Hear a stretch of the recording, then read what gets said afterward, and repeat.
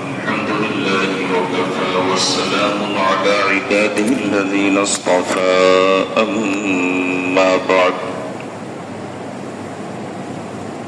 فأعوذ بالله من الشيطان الرجيم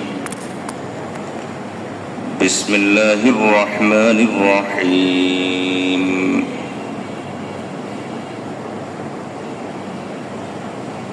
بلى من كسب سيئة وأحاطت به خطيئته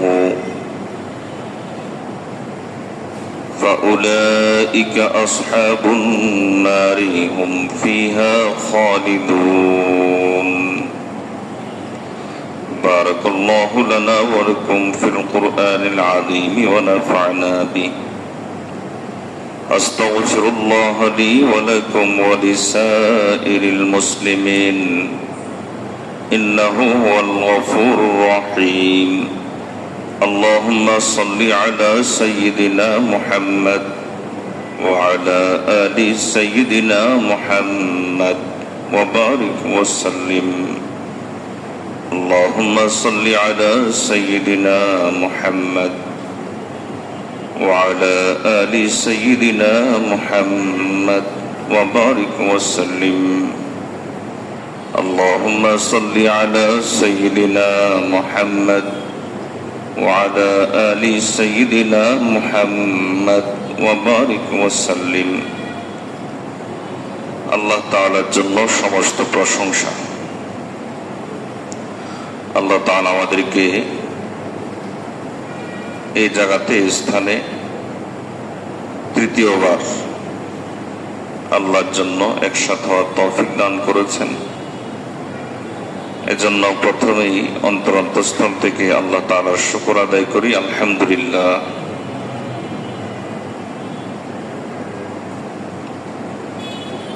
এ জাতীয় মজলিস অত্যন্ত দামি মজলিস।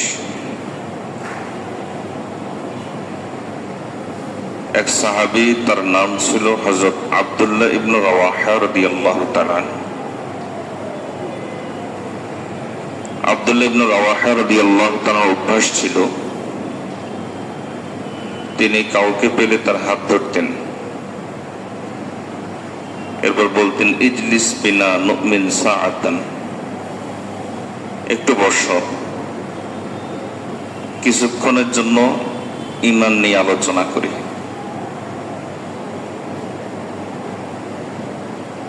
অল্প কিছুক্ষণের জন্য ঈমান নবায়ন করি। তাতে একদিন এক সাহাবী একটু বিরক্ত হলেন, যে কথা নাই বার্তা নাই, দৌড়ে দৌড়ে শুধু বলা একটু ঈমান নিয়ে আলোচনা করি, ঈমান নবায়ন করি। একটু বিরক্ত হয়েছেন। রাসূলুল্লাহ সাল্লাল্লাহু আলাইহি ওয়াসাল্লামের কাছে ওই সাহাবী বিচার নিয়ে গেলেন, বললেন ইয়া রাসূলুল্লাহ সাল্লাল্লাহু আলাইহি ওয়াসাল্লাম, আপনার সাহাবী আব্দুল্লাহ যাকেই পায় তাকেই বলে যে একটু বসো, ঈমান নবায়ন করি, ঈমান নিয়ে আলোচনা করি। ঈমান নিয়ে কি একটু আলোচনা করার বিষয়?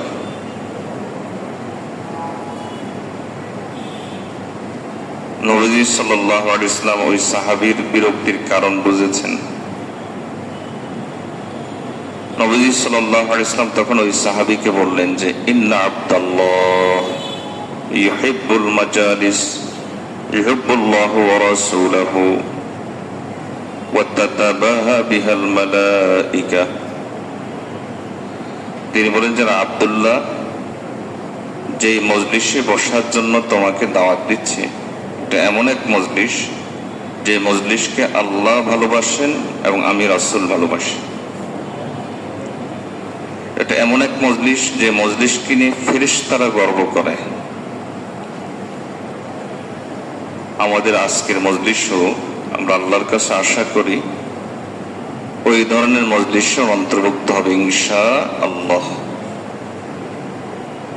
কারণ যে কোনো দিনই মজলিসে ঈমান বাড়ে। এটা অনেকটা এরকম, মোবাইলে যেরকম চার্জিং হয়ে যায়, ব্যাটারি বসে যায়, ড্যামেজ হয়ে যায়, তখন চার্জ দিতে হয়। বেশি ড্যামেজ হলে অনেক সময় 1 দিন 2 দিন চার্জে ফেলে রাখতে হয়, তখন আবার চার্জ ফিরে আসে। দ্বীনি মজলিসগুলো অনেকটা চার্জারের মতো। যখন এখানে বসা হয়, কথা শোনা হয়, দ্বীনের প্রতি, ঈমানের প্রতি আমাদের আগ্রহ তৈরি হয়, মহব্বত তৈরি হয়, ঈমান বাড়ে। ঈমান কিন্তু এমন এক জিনিস, এটা যদি কারণ না বাড়ে তাহলে এর অর্থ হলো অবশ্যই তার ঈমান কমে। আমি কথাটা আবারও বলছি, খুব গুরুত্বপূর্ণ কথা। ধরি আমার ঈমান বাড়লো না, এর অর্থ হলো ঈমান কমছে। কারণ ঈমান কখনো স্থির থাকে না, এক জায়গাতে বসে থাকে না, এক লেভেলে থাকে না। ঈমান হয় বাড়বে অথবা ঈমান কমবে। আগের চাইতে যদি আমার দ্বীনের প্রতি, ইসলামের প্রতি আমার মহব্বত বেশি দিন দিন না বাড়ে, আল্লাহ এবং তার রাসূল সাল্লাল্লাহু আলাইহি ওয়াসাল্লামের প্রতি আমার মহব্বত যদি প্রতিনিয়ত না বাড়ে, তাহলে আল্লাহর কাছে পানাহ চাই, এর অর্থ হলো কমছে। না বাড়ার অর্থ হলো কমে যাচ্ছে। দ্বীনি মজলিসগুলো অনেকটা বুস্টারের কাজ করে, যে এই জাতীয় মজলিসে বসলে খুব দ্রুত ঈমান বাড়তে থাকে এবং আল্লাহ এবং তার রাসূল সাল্লাল্লাহু আলাইহি ওয়াসাল্লামের প্রতি মহব্বত দ্রুত বাড়তে থাকে। আমরা আল্লাহ এবং তার রাসূল সাল্লাল্লাহু আলাইহি ওয়াসাল্লামকে ভালোবাসি না তা নয়, ভালোবাসি, কিন্তু এটা অনেকটা নিস্তেজ হয়ে আছে। একটা ছোট্ট ঘটনা বলি। হাকিমুল উম্মত মুজাদ্দিদে মিল্লাত আশরাফ আলী থানভী রাহিমাহুল্লাহ, আমরা অনেকে নাম শুনেছি। ওনার কাছে একবার এক খান সাহেব আসলেন, ব্যবসায়ী, বিজনেসম্যান খান সাহেব। এসে বললেন যে হযরত, আমার মনে একটা খটকা। কি খটকা? আপনি যে বলেছেন আল্লাহ এবং তার রাসূল সাল্লাল্লাহু আলাইহি ওয়াসাল্লামকে সবচাইতে বেশি ভালোবাসতে হবে, বলে এটা আমি বলি নাই, এটা নবীজি বলেছেন। আল্লাহ এবং তার রাসূল সাল্লাল্লাহু আলাইহি ওয়াসাল্লাম এটাই বলেছেন। নবীজি সাল্লাল্লাহু আলাইহি ওয়াসাল্লাম বলেছেন, লা ইউমিনু আহাদুকুম হাত্তা আকুনা আহাব্বা ইলাইহি মিন ওয়ালিদিহি ওয়া ওয়ালাদিহি ওয়ান নাসি আজমাইন। তোমাদের মধ্যে কোনো ব্যক্তি ততক্ষণ পর্যন্ত মুমিন হতে পারবে না যতক্ষণ না সে আমাকে, তার সন্তান সন্ততি, পরিবার পরিজন, মা বাবা সবকিছুর চাইতে বেশি ভালো না বাসবে। থানভী রহমতুল্লাহ আলাইহি বলেন যে এটা আমার কথা নয়, এটা আল্লাহ এবং তার রাসূলের কথা। আচ্ছা ঠিক আছে, তা আমার মনের খটকা হলো এই যে আমি আল্লাহ এবং তার রাসূল সাল্লাল্লাহু আলাইহি ওয়াসাল্লামকে সবচাইতে বেশি ভালোবাসি না, আমি আমার বাবাকে সবচাইতে বেশি ভালোবাসি। তো থানভী রহমতুল্লাহ আলাইহি বলেন যে না খান সাহেব, আপনি আল্লাহ এবং তার রাসূলকেই সবচাইতে বেশি ভালোবাসেন। না হুজুর, আমি আমার বাবাকেই সবচাইতে বেশি ভালোবাসি। যাই হোক, পরে থানভী রাহিমাহুল্লাহ এরকম একটা মজলিসে নবীজি সাল্লাল্লাহু আলাইহি ওয়াসাল্লামের শানে এমন চমৎকার আলোচনা করেছেন, এখন সবাই তাদের চোখের পানি ঝরছে নবীজির মহব্বতে, নবীজির ভালোবাসায়। হঠাৎ থানভী রাহিমাহুল্লাহ তার কথা থামিয়ে দিয়ে, বয়ান থামিয়ে দিয়ে খান সাহেবকে লক্ষ্য করে বলেন, খান সাহেব, আপনার বাবা তো খুব ভালো মানুষ ছিলেন, আমার সাথেও ভালো সম্পর্ক ছিল, আমি ভালো করে চিনি। এতক্ষণ তো নবীজির শানে কথা বলেছি, এখন কিছুক্ষণ আপনার বাবাকে নিয়ে কথা বলি। খান সাহেব বলেন, না হুজুর, এটা কি বলেন? আপনি নবীজির শানে কথা বলছেন, সেখানে আমার বাবাকে নিয়ে কথা বলবেন, এটা হয় না, এটা বেয়াদবি হবে। আমার বাবা হলে কি হয়েছে? থানবী রহমাতুল্লাহ বলেন যে হ্যাঁ খান সাহেব, এই জন্যই আমি বলেছি আপনি আপনার বাবার চাইতেও আল্লাহ এবং তার রাসূলকেই বেশি ভালোবাসেন। কিন্তু এই ভালোবাসাটা আমাদের ছায়ের নিচে যেরকম চাপা পড়ে থাকে, এই ছায়ের নিচে চাপা পড়ে থাকে, চাপা পড়ে আছে।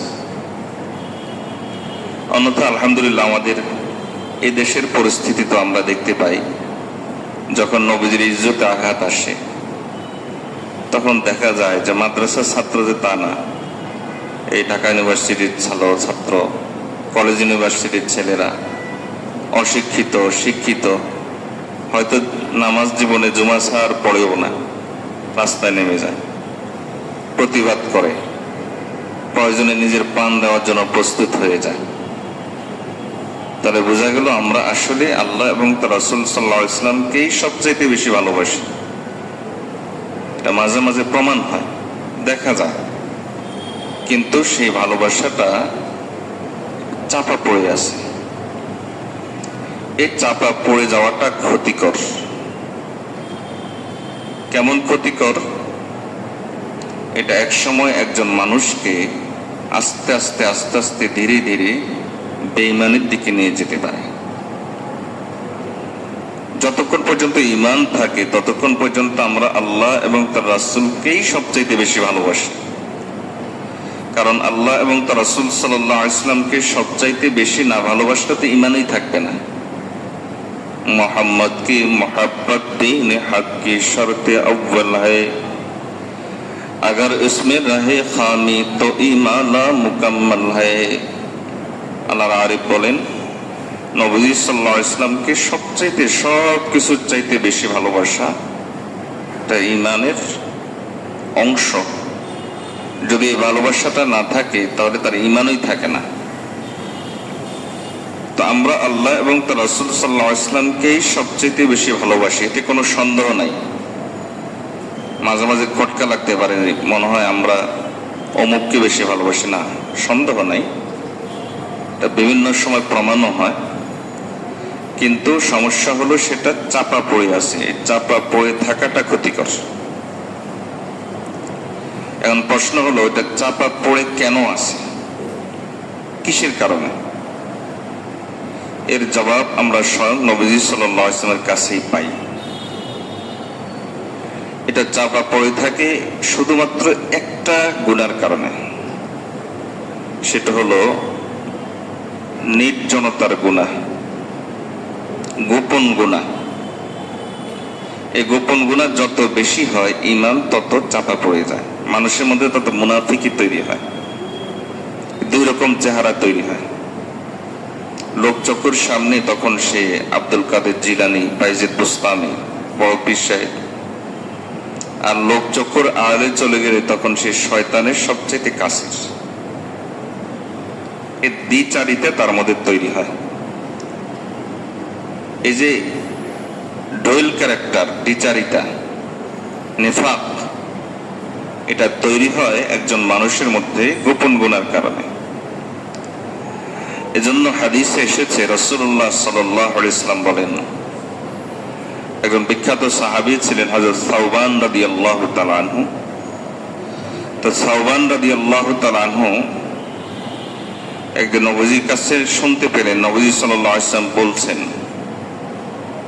যে ইয়াতুনা ইয়াউমাল কিয়ামাতি রিজালুন কাআমসালি জিবালি তিহামাতা বিদা ফায়াজআলুহুল্লাহু তাআলা হাবাআম মানসুরা। নবীজি সাল্লাল্লাহু আলাইহি ওয়াসাল্লাম বললেন যে শোনো সাওবান, কিয়ামতের দিন কিছু লোক এমন আসবে যে তাদের বাহ্যিক আমল অনেক, লোকচক্ষুর সামনে সে ভালো। ধরেন যে লোকটা মানুষের সামনে ভালো থাকে, তো ভালো থাকাটাও তো একটা ভালো আমল। মানুষের সামনে আমি মিথ্যা বললাম না, এই যে মিথ্যা বলিনি হোকটা সেটা মানুষের সামনে, এটাও তো একটা নেক আমল। এই যে এখানে আমরা বসে আছি সবার দৃশ্যমান আমরা, এটাও তো একটা নেক আমল। মানুষের সামনে আমি নামাজ পড়লাম, এটাও তো একটা নেক আমল। এভাবে তার মানুষের সামনে নেক আমল প্রচুর, লোক দেখানো নেক আমল প্রচুর, লোক দেখানো নেক আমলের অভাব নাই। কিন্তু নবী সাল্লাল্লাহু আলাইহি ওয়াসাল্লাম বলেন যে তার এই সব আমলগুলো আল্লাহ তাআলা ধূলিকণার মতো বাতাসে উড়িয়ে দিবেন, কোনোটা আল্লাহর কাছে কবুল হবে না। সাওবান রাদিয়াল্লাহু তাআলা খুব আতঙ্কিত হলেন, ভয় পেয়ে গেলেন, বলেন ইয়া রাসূলুল্লাহ সাল্লাল্লাহু আলাইহি ওয়াসাল্লাম সিফহুম লানা আও ক্বালা জিল্লালানা কাইলা নাকুনা মিনহুম, যে ইয়া রাসূলুল্লাহ সাল্লাল্লাহু আলাইহি ওয়াসাল্লাম একটু বলেন না তারা কারা, যেন আমরা তাদের অন্তর্ভুক্ত না হই। ওয়া নাহনু লা না'লাম, মনের অজান্তেই এ দলের অন্তর্ভুক্ত যেন না হই, এজন্য আপনি একটু বলে দেন তারা কারা। তারা কারা নবী সাল্লাল্লাহু আলাইহি ওয়াসাল্লাম যে পরিচয় দিয়েছেন সেটা একটু আমরা সকলে একটু মনোযোগ সহকারে এই অংশটা শুনি, এবং এই অংশ শোনার দ্বারা উদ্দেশ্য হলো এই অংশটা নিজের সাথে মিলাবো, অন্যের সাথে না। আমি আমার সাথে মিলাবো, আপনি আপনার সাথে মিলাবেন, আমরা সবাই নিজের সাথে এই অংশটা মিলাবো। নবীজি সাল্লাল্লাহু আলাইহি ওয়াসাল্লাম বলেন যে ইন্নাহুম মিন ইখওয়ানিকুম আও জিল্লাতিকুম, নবীজি বলেন তারা তোমাদেরই ভাই, তোমাদেরই মতো চামড়ার, তোমাদের যেরকম চামড়া তাদের এরকম চামড়া, মানে একই রঙের ভাই, একই রঙের লেবাস এক, পোশাক এক, চলাফেরা একসাথে, সব একসাথে তোমাদের হয়, তারা তোমাদেরই ভাই। তোমরা নামাজ পড়ো, তারাও তোমাদের সাথে নামাজ পড়ে, তোমরা রোজা রাখো, তারাও রমজান আসলে রোজা রাখে, তোমরা যাকাত দাও, তারাও তোমাদের মতোই যাকাত দেয়, তোমাদেরই রঙের, তোমাদেরই ঢঙের, সব এক। তবে পার্থক্য হলো ইয়াখুযুনাল লাইলা কামা তাখুযুন, রাত যখন আসে এই রাতটা তাদেরও আসে তোমাদেরও আসে,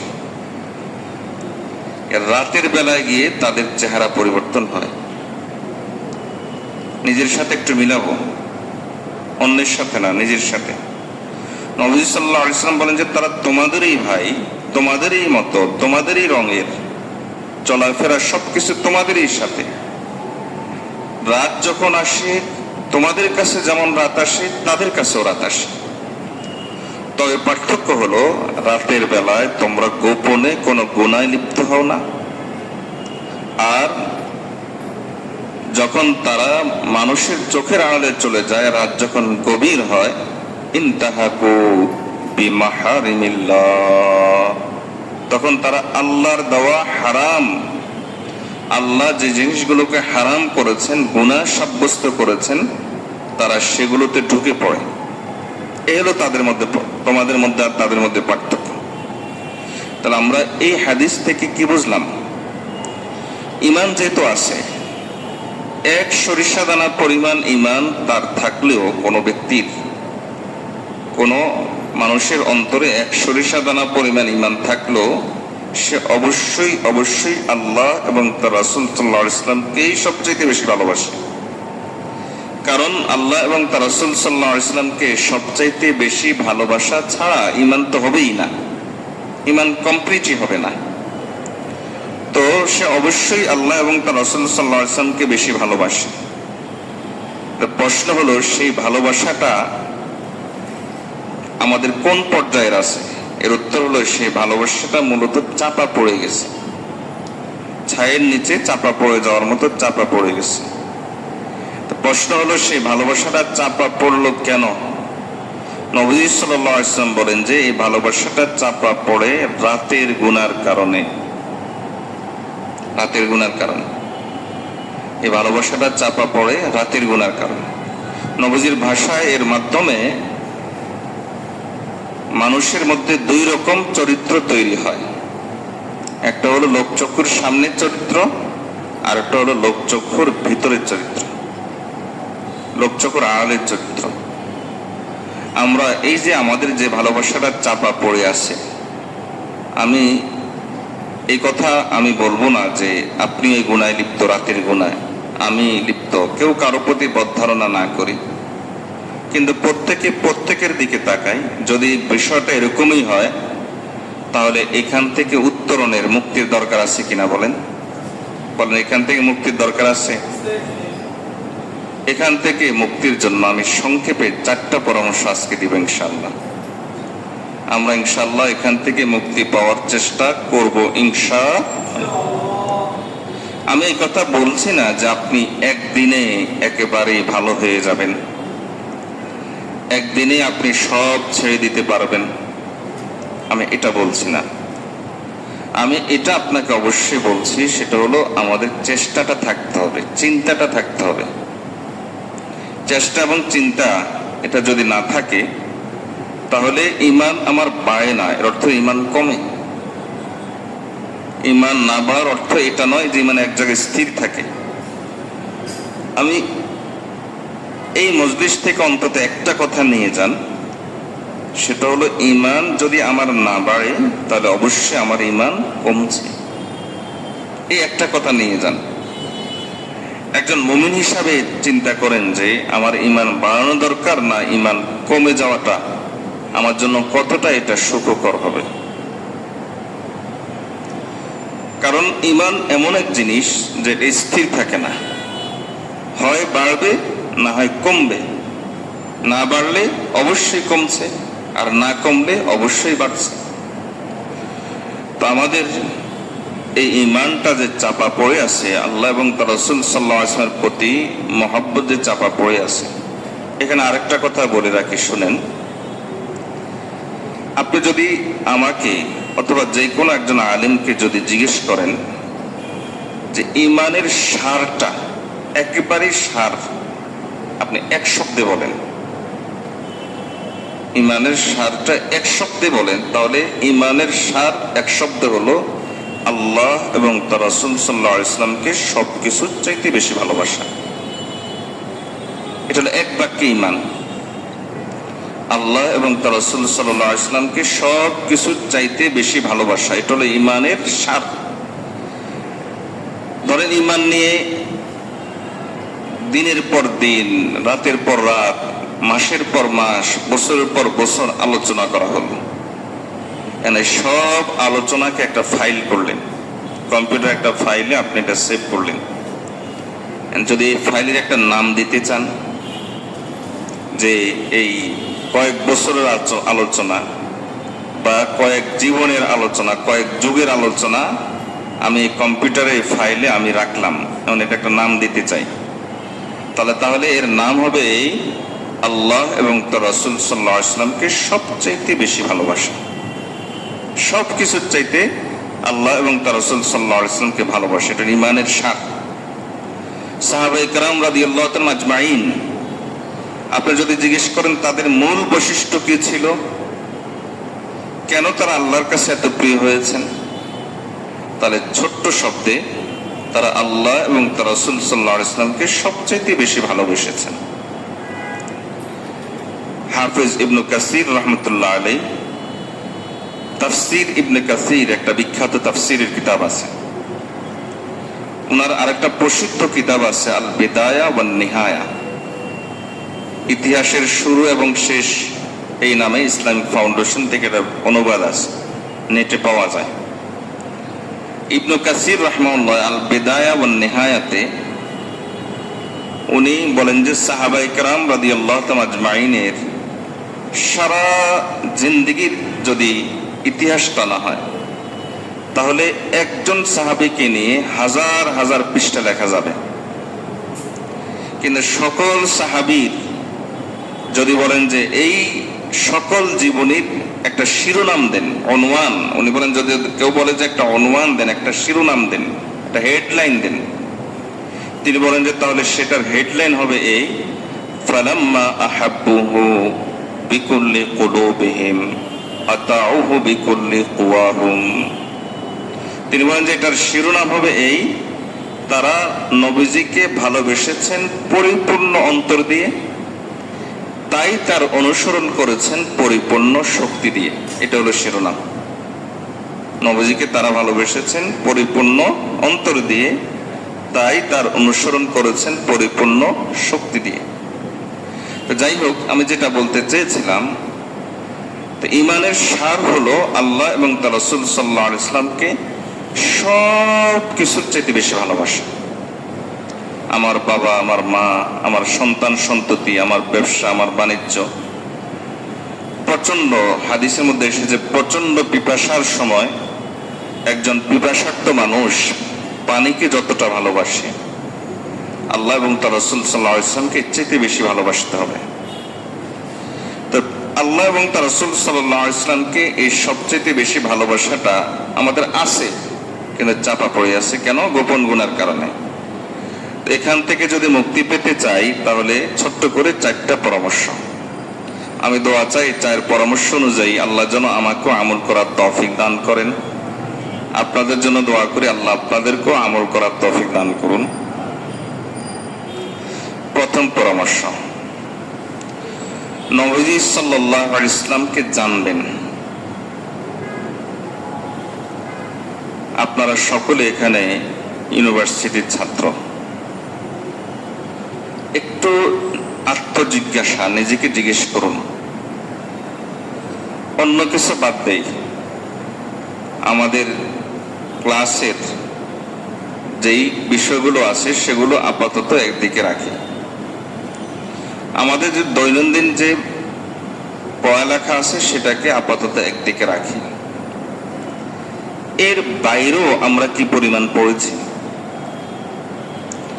আমার ধারণা মতে, আমার ধারণা আল্লাহ ভুল করুন, আমার ধারণা মতে হুমায়ুন আহমেদ পড়ে নাই এখানে একজনও নাই, সবাই পড়ছেন কম বেশি। মাশাআল্লাহ, একজন পাওয়া গেছে। কম বেশি সকলেই পড়েছেন। জাফর ইকবাল কম বেশি সকলেই পড়েছেন। সকলেই আমরা কম বেশি এগুলো পড়ি। আচ্ছা, হুমায়ুন আহমেদ আপনি যত পৃষ্ঠা পড়েছেন, আপনি কি নবীজিকে এত পৃষ্ঠা পড়েছেন? নবী সাল্লাল্লাহু আলাইহি ওয়াসাল্লামকে নিয়ে এতটুকু আপনি কখনো চিন্তা করেছেন? এই কৌতূহলটা কি আপনার অন্তরে আছে? অথচ তাদের এই বইগুলো আমাদের মধ্যে যে সংশয় তৈরি করে, এ ব্যাপারে অন্তত আমি 100% 100% নিশ্চিত। আমি আমার একটা ছোট্ট অভিজ্ঞতা শেয়ার করি। আমার মনে নাই, তখন ছাত্র ছিলাম। ওই সময় আমি একটা বই পড়েছি, সম্ভবত জাফর ইকবালের কোন একটা বই। আপনাদের কারো মনে থাকতে পারে, সেখানে তেলাপোকা নিয়ে আলোচনা করা হয়েছে। আমার যতদূর মনে পড়ে, ঝাপসা ঝাপসা তেলাপোকা।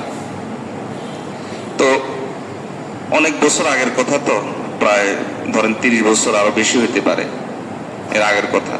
15, 16, 17 বছর বয়স তখন। তো আমার যতদূর মনে পড়ে যে আমি তেলাপোকা নিয়ে সেখানে কথা হয়েছে। আমার কাছে একটা সময় হঠাৎ করে মনে উঠলো, মনের ভিতরে একটা আনাগোনা, এটা মনে বসে যাওয়া না, এটাকে ওয়াসওয়াসা বলে। এর কারণে কোনো গুনাহ হয় না, ওয়াসওয়াসার কারণে কোনো গুনাহ হয় না। তবে ওয়াসওয়াসাটা ঈমানের দুর্বলতার একটা আলামত। হাদিসে এসেছে, রাসূলুল্লাহ সাল্লাল্লাহু আলাইহি ওয়াসাল্লামের কাছে এক সাহাবী এসে বললেন, ইয়া রাসূলুল্লাহ সাল্লাল্লাহু আলাইহি ওয়াসাল্লাম, আমার জীবনে এমন কিছু চিন্তা আসে যে চিন্তাগুলো যদি আমি প্রকাশ করি, তাহলে আপনি আমাকে হয় পাহাড় থেকে ফেলে দিবেন, অথবা আপনি আমাকে আগুনে পুড়িয়ে মেরে ফেলবেন। তাহলে চিন্তা করেন যে চিন্তা কত খারাপ চিন্তা। নবী সাল্লাল্লাহু আলাইহি ওয়াসাল্লাম বলেন যে যাকা সরিহুল ঈমান, এটা তো ঈমানের স্পষ্ট আলামত। এখন প্রশ্ন হলো, এটা একদিকে ঈমানের আলামত, আরেকদিকে বলা হয় যে এটা ঈমানের কিসের আলামত? এখানে মূলত 2টা আলামত, এখানে ঈমানের 2টা আলামত। একটা হলো ঈমান আছে, এটার আলামত। আর একটা হলো ঈমান দুর্বল আছে, এটার আলামত। ইমানের আলামত মানে শুধু তার ইমান যে অনেক বেশি এটা না, একটা হলো ইমান তার নষ্ট হয় না, ইমান তার এখনো টিকে আছে, এটার আলামত। আর একটা হলো ইমান যে তার দুর্বল, এটার আলামত। হাজি ইমদাদুল্লাহ মুহাজির মাক্কি রাহিমাহুল্লাহ এবং হাফিজ ইবনু তাইমিয়া রাহিমাহুল্লাহ, ওনারা দুইজনে একটা কথা বলতেন যে চোর তো সেই ঘরে ঢুকে যে ঘরে সম্পদ থাকে। তো এ জাতীয় কনফিউশন, ওয়াসওয়াসা মানুষের অন্তরে শয়তান তো তখনই তৈরি করে যখন তার অন্তরে ঈমান থাকে। শয়তান চায় যে তার থেকে ঈমানটাকে চুরি করতে। তো আমার অন্তরে একটু সামান্য একটু ওয়াসওয়াসা তৈরি হয়েছে, আল্লাহর কাছে লক্ষ কোটি বার পানা চাই, বিশ্বাস না। বিশ্বাস হলে তো ঈমান নষ্ট হয়ে যাবে। একটু মনের ভিতরে একটা আনাগোনা হওয়া, সেটা কি? সেটা হলো তাহলে জগতের সবকিছুকে তেলাপোকার কারণে হয় নাকি? জগতের সবকিছুকে তাহলে তেলাপোকার কারণেই হয়? একটা তেলাপোকা নিকৃষ্ট একটা প্রাণী, একটা পোকা, এমন ভাবে সে সাহিত্য রস দিয়ে উপস্থাপন করেছে যে তার ব্যাপারে এরকম সংশয় আমার অন্তরে এসেছে, আপনার অন্তরে আসবে না, এর কি নিশ্চয়তা?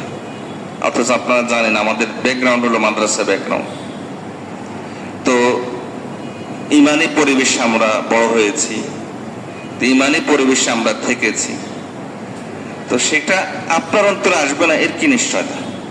তো এদের সাহিত্যের মাধ্যমে সংশয়বাদিতা তৈরি হয়, এটা শতভাগ নিশ্চিত, কোনো সন্দেহ নাই।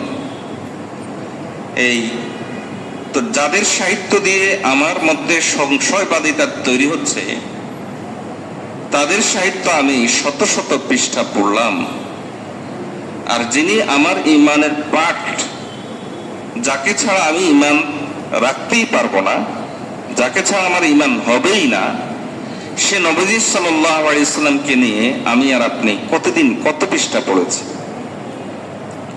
একটা জিনিস মনে রাখবেন যে নবীজি সাল্লাল্লাহু আলাইহি সাল্লামকে নিয়ে আপনি যতক্ষণ পর্যন্ত পড়বেন না, তাকে জানবেন না, ততক্ষণ পর্যন্ত পরিপূর্ণ মহব্বত আপনার অন্তরে আসবে না। আপনি এক জায়গায় গেলেন, অপরিচিত জায়গা, আপনাকে কেউ চিনে না, কে আপনাকে সম্মান দিবে, কে আপনাকে সালাম করবে?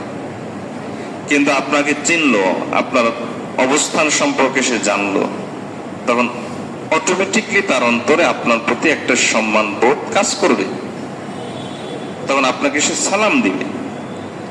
তা আপনি আর আমি রাসূলুল্লাহ সাল্লাল্লাহু আলাইহি ওয়াসাল্লামকে অবশ্যই ভালোবাসি সবচেয়ে বেশি।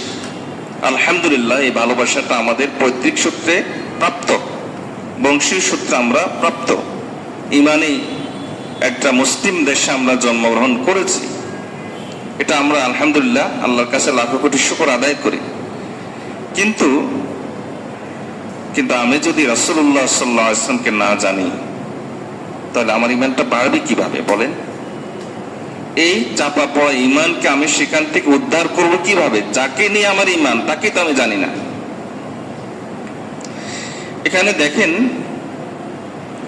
আমি রাসূলুল্লাহ সাল্লাল্লাহু আলাইহি ওয়াসাল্লাম আমাদের জন্য কি করেছেন, কত রাত তিনি কেঁদেছেন, কেমন পেরেশান তিনি আমাদের জন্য ছিলেন, চোখের পানি তেমন তার কেমন পড়েছে, রাতের পর রাত তিনি আমাদের জন্য কি পরিমাণ উদ্বিগ্ন ছিলেন, এই কথাগুলো আমি আপাতত সামনে আনছি না, সেগুলো তো আছেই।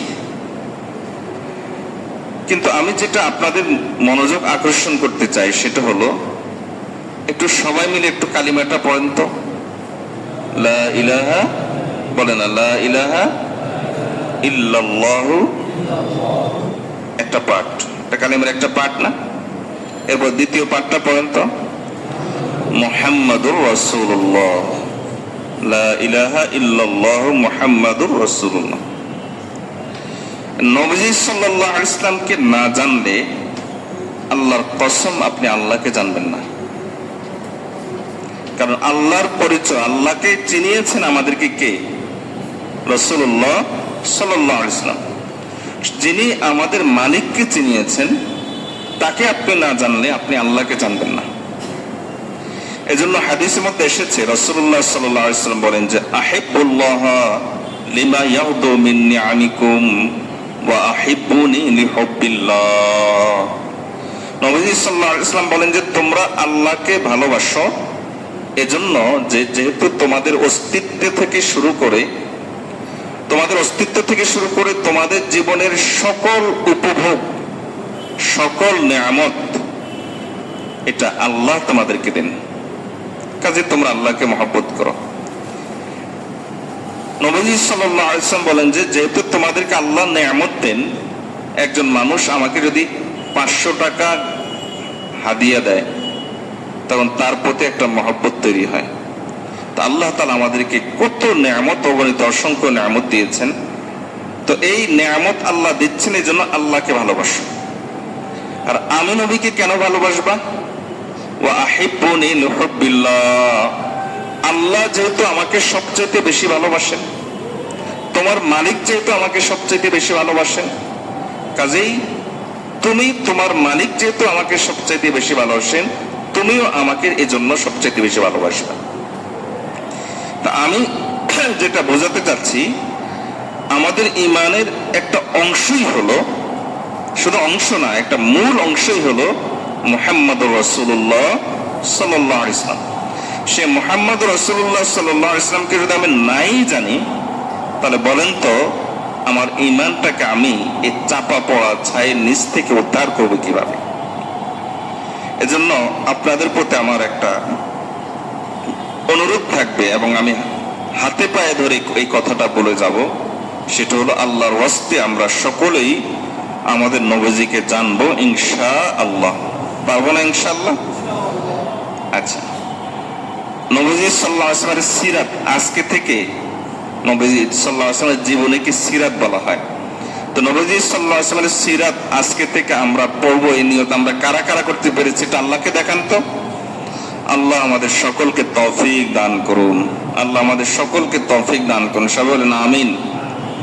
তাহলে আমাদের ঈমানকে উদ্ধার করতে হলে প্রথমে নবীজি সাল্লাল্লাহু আলাইহি ওয়াসাল্লামের সিরাত জানতে হবে, ঠিক আছে না ইনশাআল্লাহ? দেখুন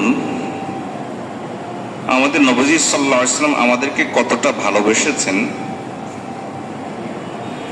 ইতিহাসে এবং হাদিসের কিতাবে এর ভরি ভরি বর্ণনা আছে।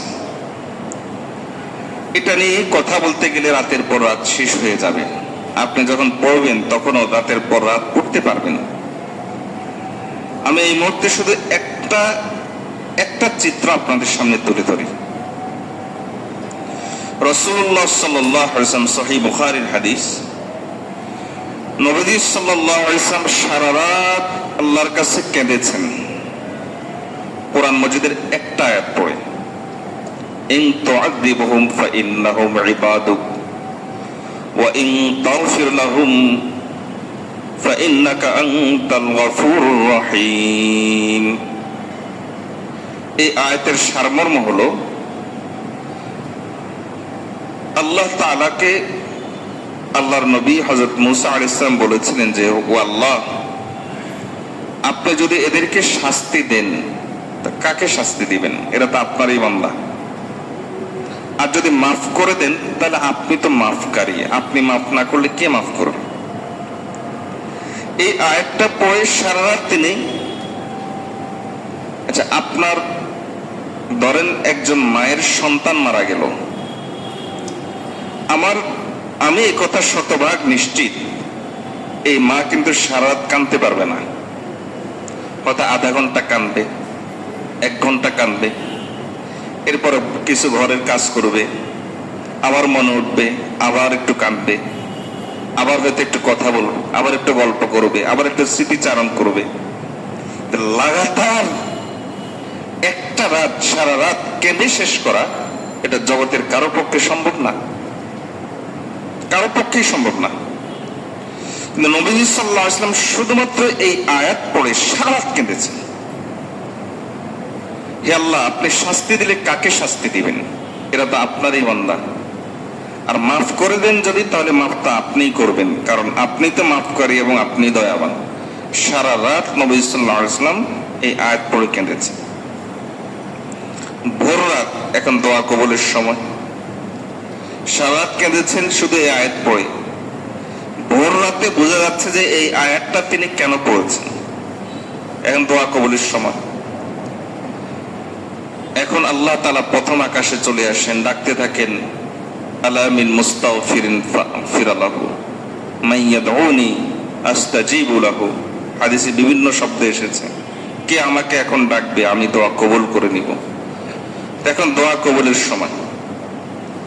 দেখুন দোয়াটা করছেন কে? রাসূলুল্লাহ সাল্লাল্লাহু আলাইহি ওয়াসাল্লাম, যার দোয়া করার প্রয়োজন অনেক সময় হয় না।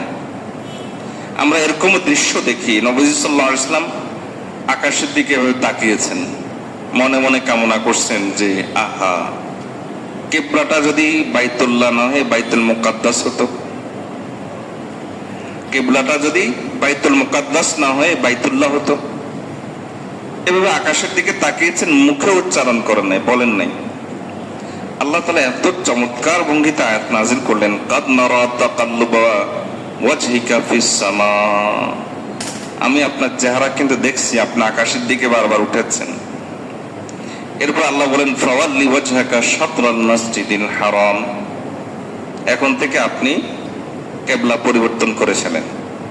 তো নবীজি কেবল তাকিয়েছেন, বলেনও নাই, দোয়াও করেন নাই, আল্লাহ তাআলা নবীজির আশা পূরণ করে আয়াত নাযিল করে দিয়েছে। সেই নবীজি সাল্লাল্লাহু আলাইহি ওয়াসাল্লাম সারা রাত কেঁদেছেন এবং ভোর রাতে বোঝা গেছে যে নবীজি সাল্লাল্লাহু আলাইহি ওয়াসাল্লাম কেন কাঁদছেন। নবীজি সাল্লাল্লাহু আলাইহি ওয়াসাল্লাম ভোর রাতে আসার পরে এবার তিনি বলতে লাগলেন, আল্লাহুম্মা উম্মতি আল্লাহুম্মা উম্মতি আল্লাহুম্মা উম্মতি। ও আল্লাহ, আমার উম্মত, আমার উম্মত, আমার উম্মত। এই যে সারা রাত কেন তিনি আয়াত পড়েছেন, এবার বোঝা যাচ্ছে তিনি উম্মতের জন্য পড়েছেন। আল্লাহকে বোঝাচ্ছেন, ও আল্লাহ, আমার উম্মত, আপনি শাস্তি দিলে কাকে দিবেন? এরা তো আপনারই বান্দা। মাফ করলে আপনিই তো করবেন, কারণ আপনি হলেন মাফকারী মাওলা। ভোর রাতে তিনি বলতে লাগলেন, আল্লাহুম্মা উম্মতি উম্মতি উম্মতি। হাদিসে এসেছে, আম্মা জান আয়েশা থেকে বর্ণিত হাদিস, যে নবীজি যখন কেঁদেছেন, হাত্তা বাল্লা ওয়াজহুহু, নবীজির চেহারা বেজে গেছে, বাদলা লাহিয়াতুহু, নবীজির দাড়ি বেজে গেছে, ওয়া বাল্লাল আরদ, জমিন বেজে গেছে, টপ টপ করে চোখের পানি পড়ে জমিন বেজে গেছে। সারা রাত কাঁদার পরে ভোর রাতে নবীজি দোয়া করতেছেন, হে আল্লাহ, আমার উম্মত, আমার উম্মত। জিবরাইল আলাইহিস সালামকে আল্লাহ পাঠালেন। ওই সময় জিবরাইল আলাইহিস সালামকে পাঠিয়ে আল্লাহ বললেন যে আমার নবীকে বলে দাও, আমার হাবিবকে বলে দাও, এত কাঁদার দরকার নাই। আমি কিয়ামতের দিন আমার হাবিবকে এত দিব যে তিনি খুশি হয়ে যাবেন। দেখেন নবীজি সাল্লাল্লাহু আলাইহি ওয়াসাল্লাম কথা এখানেই তো শেষ হয়ে যেতে পারত, যে আল্লাহ বলেছেন যে আমি আমার হাবিবকে এত দিব যে তিনি খুশি হয়ে যাবেন, কথা এখানেই তো শেষ হয়ে যেতে পারত। তো নবীজি সাল্লাল্লাহু আলাইহি ওয়াসাল্লাম কি বলেন, উত্তর কি দিচ্ছেন দেখেন, আমি ততক্ষণ পর্যন্ত খুশি হব না যতক্ষণ পর্যন্ত আমার একজন উম্মত জাহান্নামে থাকবে। আমার একজন উম্মত জাহান্নামে থাকা অবস্থায় আমি খুশি হব না। সে নবীজি সাল্লাল্লাহু আলাইহি ওয়াসাল্লাম, তার জন্য আপনি কয় পৃষ্ঠা পড়েছেন, তাকে কতটুকু আপনি জেনেছেন। এই যে কিছুদিন আগে খেলা গেল, আমাদের যে উন্মাদনা ছিল, কতজন খেলোয়াড়ের নাম আমাদের মুখস্থ আছে, কিন্তু এর বিপরীতে নিজেকে একটু প্রশ্ন করে কয়জন সাহাবীর নাম আপনি জানেন? নবীজির কয়জন ছেলে ছিল? নবীজির কয়জন মেয়ে ছিল? এই যে নাস্তিকদের পক্ষ থেকে প্রশ্ন তোলা হয়, নবীজি কেন এত বিয়ে করেছেন, আমি মুসলিম হিসাবে কখনো সিরাতের কিতাব থেকে জানার চেষ্টাটি করেছি যে কেন করেছেন? শুধু সংশয় করে তো বসে আছি, শুধু সন্দেহ আঙ্গুল তুলেই তো বসে আছি। নাস্তিকরা আঙ্গুল তুলছে, আর আমিও যদি আঙ্গুল তুলি, তা নবীজি কি পরিমাণ কষ্ট পান। একটা কথা তো প্রসিদ্ধ আছে যে বন্ধুর ফুলের আঘাত 70 পাথরের আঘাতের চাইতে কঠিন হয়। নবীজি কিন্তু আমাকে আপনাকে সবচেয়ে বেশি ভালোবেসেছেন। আমি যদি সেই নাস্তিক বেঈমানদের মতো নবীজি সাল্লাল্লাহু আলাইহি ওয়াসাল্লামের ব্যাপারে তারা বলে নবীজি কেন 9 বিয়ে, কেন 11 বিয়ে করছেন? আমিও যদি বলি, তারা বলে নবীজি সাল্লাল্লাহু আলাইহি ওয়াসাল্লাম কেন 9 বছরে আয়েশা রাদিয়াল্লাহু তাআলাকে বিয়ে করলেন? আমিও যদি বলি, জীবনে একবারের জন্য জানার চেষ্টা করলাম না সিরাতের কিতাব থেকে, অথচ সিরাতের কিতাবে এই বিষয়গুলো বিস্তারিত আলোচনা আছে, এমন কিতাব আছে। তো সেখান থেকে আমি একবারের জন্য জানার চেষ্টা করলাম না, শুধু শত্রুদের কথা শুনে শুনে আমি নিজের মধ্যে একটা বদধারণা নিয়ে বসে থাকি। হ্যাঁ, হয়তো বিশ্বাস করি নাই, কিন্তু ওই যে আমি যে জাফর ইকবালের বই পড়ার পর আমার অন্তরে একটা ওয়াসওয়াসা আনাগোনা করেছে, এখানে কে এই কথা বুকে হাত দিয়ে বলতে পারবো যে নাস্তিকদের জাতীয় কথা শুনলে আমার অন্তরে ওয়াসওয়াসাটা আসে না? সেই ওয়াসওয়াসাটাকে দূর করার জন্য আমি কয়দিন সিরাতের কিতাবটা খুলে দেখেছি। কখনো খুলে দেখেছি? আত্মজিজ্ঞাসা, নিজেকে একটু জিজ্ঞেস করেন। আল্লাহ তাআলা কোরআন মাজিদের জায়গায় জায়গায় বলেছেন আতিউল্লাহ ওয়া আতিউর রাসূল, এবং আল্লাহ তাআলা স্পষ্ট করে বলেছেন যে আমাকে এবং আমার রাসূলকে অনুসরণ করো, এবং স্পষ্ট করে বলেছেন যে মাইয়ুতির রাসূল ফাকাদ আতা আল্লাহ। আমাকে অনুসরণ করতে পাবা কোথায় তোমরা? আমি চোখের আড়ালে, আমি তোমাদের সামনে ধরা দেই না, আমাকে পাবা কোথায়? আমার হাবিবকে অনুসরণ করো, আমাকে অনুসরণ করা হয়ে যাবে। তা আমি সেই হাবিবকে অনুসরণ করার জন্য, আমার মালিক বলেছেন সে হাবিবকে অনুসরণ করার জন্য তাকে তো জানতে হবে, তাকে তো চিনতে হবে।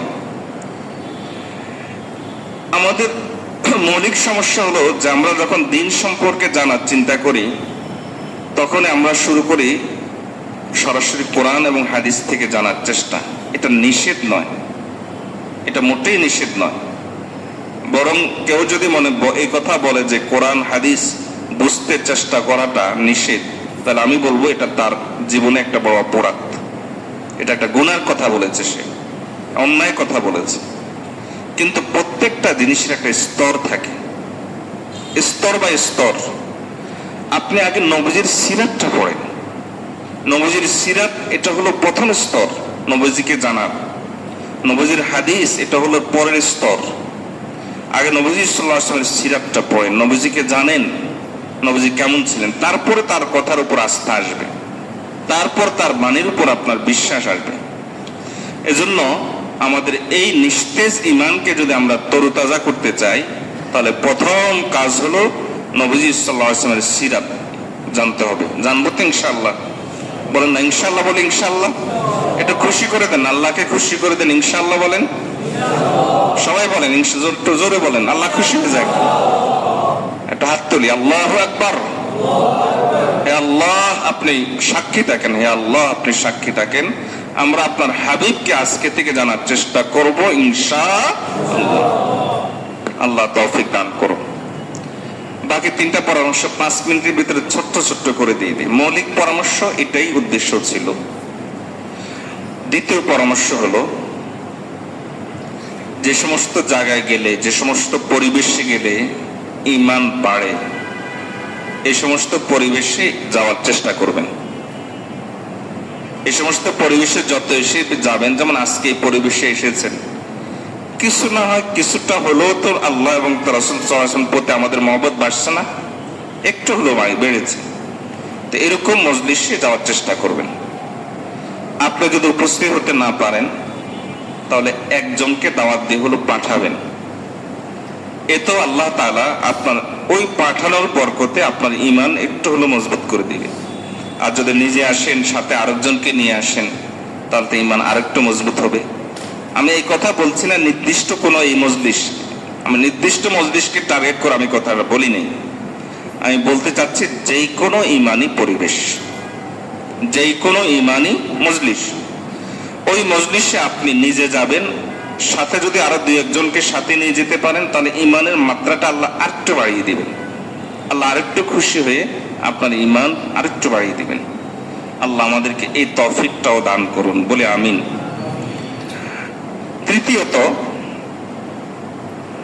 তৃতীয়ত একটা জিকির, আমাদের এই আবরণটা যে পড়েছে অন্তরের উপর, ঈমানের উপর যে আবরণটা পড়েছে, কিসের কারণে বলেন? গোপন গুনার কারণে। আর যে কোনো গুনাহকে ধোয়ার একটা সাবান আছে, এই সাবানের নাম কি বলেন তো? ইস্তেগফার। পেন্সিল দিয়ে লিখলে যেমন রাবার দিয়ে মুছে ফেলা হয়, ইস্তেগফার হলো সব গুনার জন্য রাবার। ইস্তেগফার যার জীবনে ইস্তেগফার নাই, গতকালকেই এক মাওলানা সাহেবকে আমি কোন এক কথা প্রসঙ্গে, আল্লাহ কিভাবে জেহানে ঢেলেছে জানি না, হয়তো আল্লাহ ওই সময় ওই কথা দরকার ছিল, এই জন্য আল্লাহ জেহানে ঢেলেছেন, সেই কথাটাই আপনাদেরকেও শুনাই। তো উনাকে একটা কথা প্রসঙ্গে বলছিলাম যে মেকানিক যারা হয়, যারা গাড়ি ঘোড়াগুলো ঠিক করে, মেকানিক যারা হয়, এদের গায়ের মধ্যে যতই কালি পড়ে এদের কিছু হয় না, এবং কালি পড়েছে এটা তাদের মাথায়ও আসে না, তাদের চিন্তাও আসে না যে তার গায়ের জামার মধ্যে কালি পড়েছে, যতই কালি পড়ুক।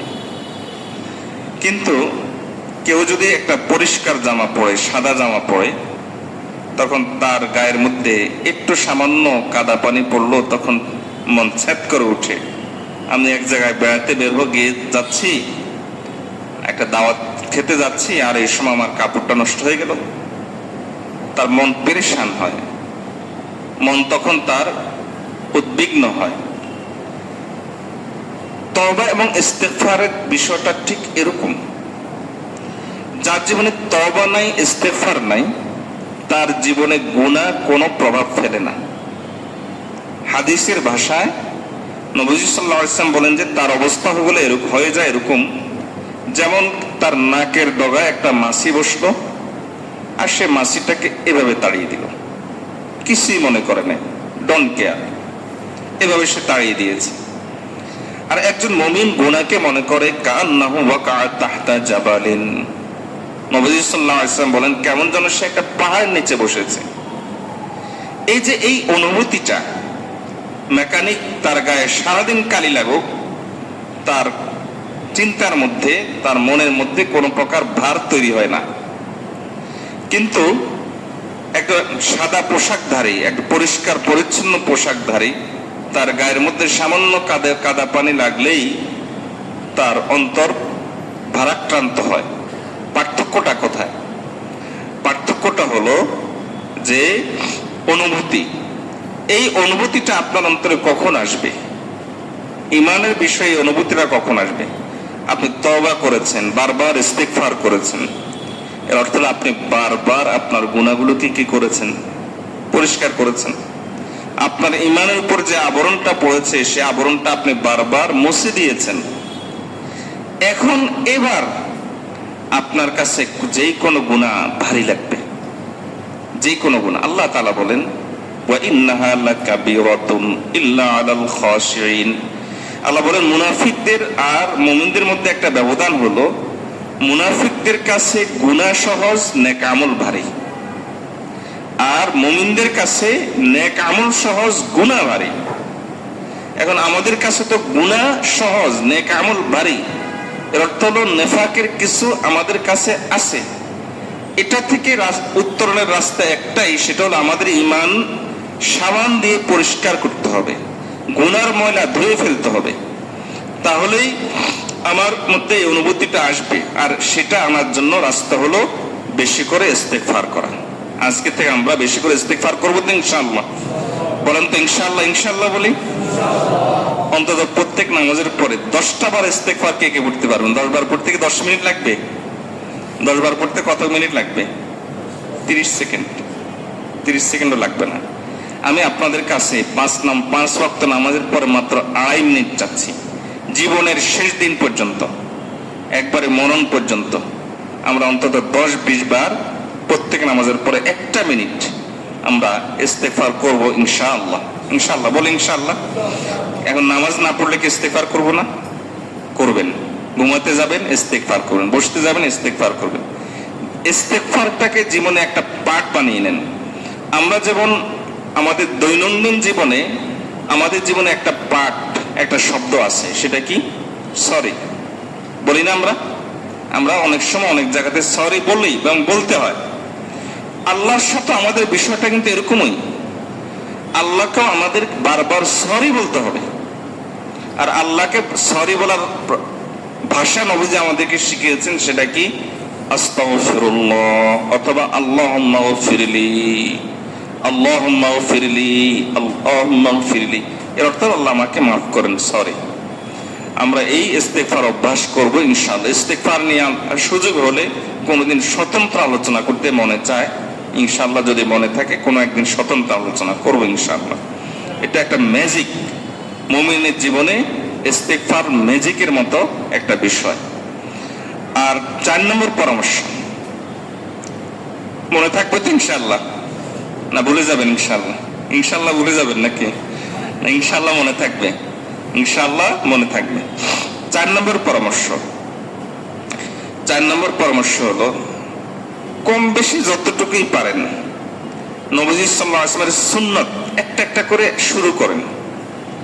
আপনি দাঁড়ি রাখার মতো একটা দাঁড়ি রাখার শরীরের দৃষ্টিতে ওয়াজিব এবং নবীজি সাল্লাল্লাহু আলাইহি ওয়াসাল্লামের একটা একবারে জীবনের সাথে একটা অংশ। আপনি এটাতে যেতে পারলেন না, আচ্ছা ঠিক আছে, অসুবিধা নাই। আপনি যখন খানা খেতে যাচ্ছেন তখন বিসমিল্লাহ বলে শুরু তো করতে পারেন, বুঝুন নাই? বিসমিল্লাহ তো বলে শুরু করতে পারেন। আপনি যখন মসজিদে ঢুকবেন তখন ডান পাটা তো আগে দিতে পারেন। আপনার হোস্টেলে যখন আপনি রুমে ঢুকবেন আপনার ডান পা তো আগে দিতে পারেন। আপনি যখন জামাটা খুলবেন, আপনার হোক না সেটা শার্ট, আপনি সুন্নতি পোশাক পরেন নাই, হোক সেটা আস্তে আস্তে পরবেন, ধাপে ধাপে আগাবেন। কিন্তু বিন্দু বিন্দুতেই তো সাগর হয়। আপনি আপনার জামাটা খুলতে যাচ্ছেন, প্যান্টটা খুলতে যাচ্ছেন, প্যান্টনার টাকনির নিচে গুনাহটা আপনি করেছেন, ঠিক আছে, ওটার জন্য আল্লাহর কাছে আলাদা করে মাফ চান, ধীরে ধীরে ঠিক হবে। এই জায়গাতে আপনি খোলার সময় এই যে নবী সাল্লাল্লাহু আলাইহি ওয়াসাল্লামকে মহব্বত করে আপনি যদি বাম পাটা আগে খোলেন, শার্টটা খোলার সময় যদি আপনি বাম হাতটা যদি আপনি আগে খোলেন, এই যে ছোট্ট ছোট সুন্নাত। আপনি সবসময় টুপি মাথায় দিতে পারেন না, ঠিক আছে, কিন্তু একটা দিন অনুষ্ঠান হয়েছে, আচ্ছা ঠিক আছে একটা টুপি মাথায় দেই না কিছুক্ষণের জন্য। অথবা আমি এখন বসে আছি পড়ার জন্য, আচ্ছা আমার পড়ার টেবিলের সামনে যে টুপি আছে, আচ্ছা 2 মিনিট মাথায় দিয়ে রাখি। এই যে নবীজি সাল্লাল্লাহু আলাইহি ওয়াসাল্লামকে স্মরণ করে আপনি এই কাজটা করলেন, এটা দৃষ্টান্ত অনেকটা এরকম আমাদের শাইখ মুর্শিদ মাহবুবুল উলামা হযরত মাওলানা পীর জুলফিকার আহমদ নকশবন্দি রাহিমাহুল্লাহ একটা চমৎকার দৃষ্টান্ত দিতেন। তিনি বলতেন যে যখন কেউ নতুন বিয়ে করে, নতুন বিয়ে করলে তখন তার বউয়ের কাছে বিভিন্ন সময় মেসেজ পাঠায়, কিছুক্ষণ পর পর মেসেজ পাঠায়, আই লাভ ইউ, অথবা কিছু না পড়লে একটা ইমোজি পাঠায়, লাভ চিহ্ন দিয়ে একটা ইমোজি পাঠায়, টিস করে একটা নোটিফিকেশন পাঠিয়ে দেয়, বোঝায় যে তোমাকে আমি স্মরণ করছি। আপনি যে ছোট্ট ছোট্ট সুন্নতগুলোকে স্মরণ করছেন, ছোট্ট ছোট্ট সুন্নতগুলোকে যখন আপনি আমল করছেন, ধরেন আপনি জামাটা খোলার সময় বাম হাতাটা খুললেন, বলেন তো ওই সময় কার কথা মনে পড়ছে? বলেন না, কার কথা মনে পড়ছে? রাসূলুল্লাহ সাল্লাল্লাহু আলাইহি ওয়াসাল্লাম। আপনি নামাজ পড়েন নাই, এটা গুনাহ করেছেন অবশ্যই। তো খাওয়ার সময় আপনি যে ডান হাত দিয়ে খানা খাওয়ার সময় বিসমিল্লাহ বললেন, যদি সম্ভব হয় দস্তরখান নিলেন, প্লেটটা একটু পরিষ্কার করে খেলেন, এই যে কাজগুলো আপনি যে করলেন ছোট্ট ছোট্ট কাজ, কার কথা মনে করে? আচ্ছা, কোনো সন্তান সে কথার কথা নাফরমান, বাবা মাকে সে কোনো কেয়ারই করে না এবং বাবা মার কোনো যত্নই নেয় না, কিন্তু তার বাবা মায়ের কথা মনে পড়ে না, এটা কেউই বলতে পারবে না। বাবা মায়ের কথা তার মনে পড়ে। তখন ওই সন্তান যতই নাফরমান হোক, বাবা মাকে জীবনে সে স্মরণ করে। এই স্মরণ করা, মনে করা, এটার মাত্রা যদি বাড়তে থাকে আস্তে আস্তে, তাহলে সে আস্তে আস্তে বাবা মায়ের ঘনিষ্ঠ হয়। তা আপনি আর আমরা নবীজি সাল্লাল্লাহু আলাইহি ওয়াসাল্লামের উম্মত, হ্যাঁ নাফরমান উম্মত, আমাদের নামাজের ঠিক নাই, আমাদের পোশাকের ঠিক নাই, আমাদের চোখের ঠিক নাই, আমাদের জবানের ঠিক নাই, আমাদের হাতের ঠিক নাই, ঠিক আছে, আমরা নাফরমান উম্মত। এর অর্থ তো এই নয় যে আমরা নবীজিকে ভালোবাসি না।